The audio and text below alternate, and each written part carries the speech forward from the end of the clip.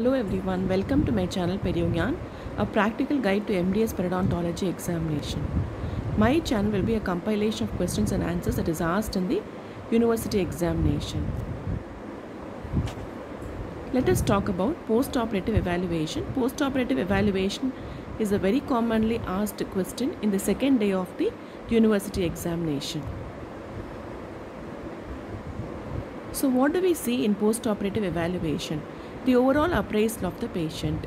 So what is overall appraisal of the patient?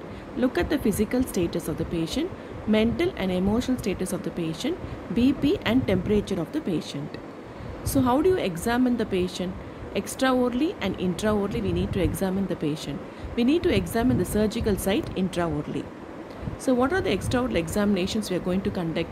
Say look for the overlying skin, look for the warmth or redness, look at the enlarged lymph nodes if it is present, any kind of lip laceration, cracked dryness in the angle of the mouth, trismus or any kind of pain.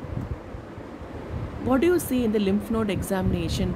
You look at the parotid gland first, then parotid nodes, the occipital nodes, the cervical nodes, the submental, the submandibular and the supraclavicular nodes have to be examined. How do you examine the oral cavity? Look for the tongue, floor of the mouth, palate and buccal mucosa for any kind of abnormalities, any lesions or ulcers, etc. What do you examine at the surgical site? Look at the periodontal dressing for the presence of any ulcer that is present around the area of the dressing or any kind of trauma. Sutures, if any, now look at the knots, how it is present, the type of suturing, etc. And bleeding.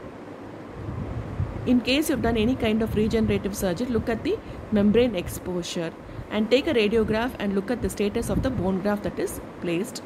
And if you have done a resective surgery, take a look at the particular site.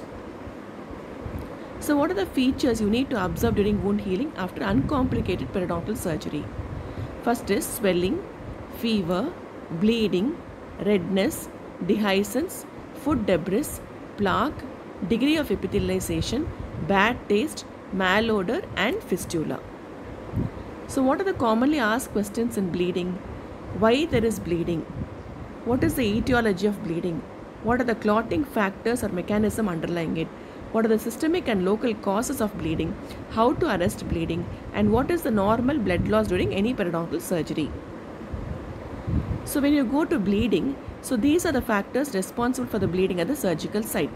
One is extent of flap reflection, soft tissue inflammation, presence of unhealthy granulation tissue, perforation of blood vessel, blood pressure and use of vasoconstrictors in surgery. So what are the different types of bleeding? One is primary bleeding, the bleeding that occurs at the time of surgery. Secondary bleeding may follow the primary bleeding within 24 hours due to the slippage of the ligature or displacement of the clot, and tertiary bleeding occurs after 7 to 14 days due to any kind of infection. What are the reasons for postoperative infection? Unsterile instruments and aerosol contamination. What are the reasons for postoperative wound dehiscence?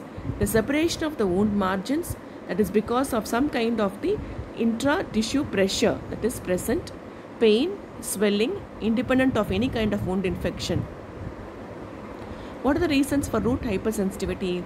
Over-instrumentation, that is mainly during the second and third postoperative week you will find hypersensitivity, that is because of over-instrumentation during scaling and root planing. And postoperative gingival recession. Delayed wound healing is because of infection, stitch abscess, foreign substance and allergic reaction. So what are the other complications we need to look into?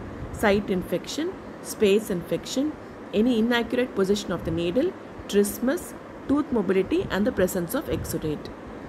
Thank you.